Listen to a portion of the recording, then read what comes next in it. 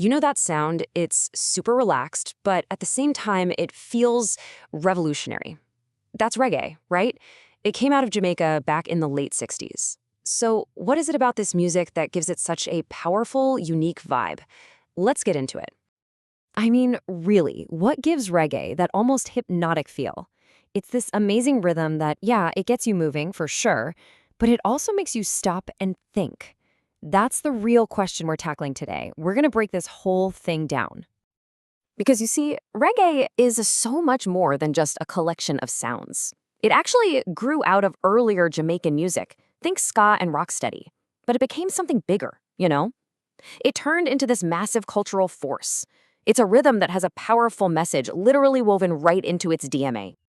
All right, so first things first, let's get into the groove itself. We're going to deconstruct it piece by piece and figure out what creates that signature heartbeat. What is it that makes reggae tick?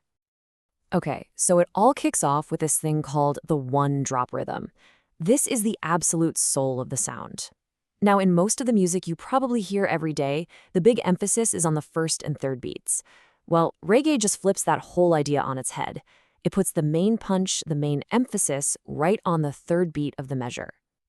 So let's really feel this out. Think about a standard rock beat, right? It's like 1, 2, 3, 4. You feel that punch on the 1 and the 3. But with the reggae one drop, that whole emphasis shifts. It creates this incredible feeling of space, of anticipation. It might seem like a small change, but trust me, that shift is everything. It's what gives the music that super relaxed, kind of suspended vibe. Now, on top of that one-drop foundation, you start layering in these other crucial parts.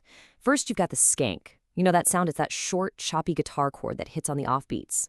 Then the drums lock right in, a lot of the time with the kick and the snare hitting together right on that third beat. And then, oh man, the bass line. It's heavy, it's melodic, and a lot of times it's basically the main melody of the song. When all those pieces click together, that's when you get that groove, that undeniable reggae groove. Okay, but here's the thing. The rhythm, that's only half the story. If you really want to get reggae, we have to dive into its soul. We need to look at the messages and the beliefs that gave this music its real purpose and its power. And this is so important to understand. Reggae was never, ever just party music. You have to remember, it came out of the social and political chaos of post-colonial Jamaica. The lyrics, well, they became this incredibly powerful platform. They tackled huge, real-world issues. We're talking social justice, fighting oppression, calls for peace, unity. This was the soundtrack to a people's struggle, and also to their hopes for a better future. And this quote just nails it. It really gets to the core of reggae's impact. I mean, this wasn't just entertainment.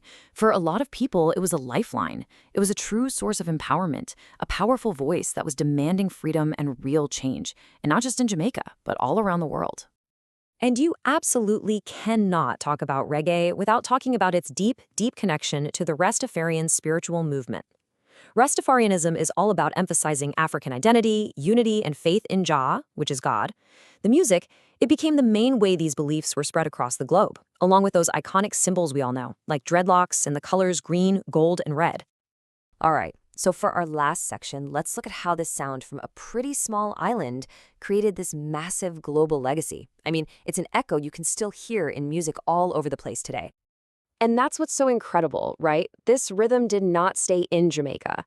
I mean, thanks to absolute legends like Bob Marley, Peter Tosh, and Jimmy Cliff, this uniquely Jamaican sound just shattered international barriers. It started influencing musicians literally everywhere.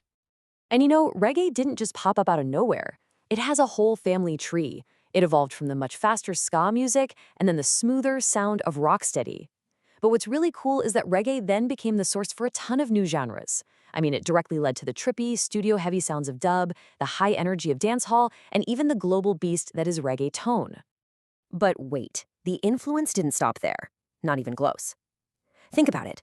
Reggae's focus on those heavy, heavy bass lines and that rhythmic spoken word vocal style, that became a cornerstone of early hip-hop.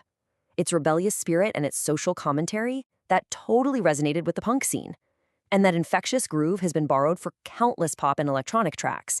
Seriously, its DNA is just everywhere.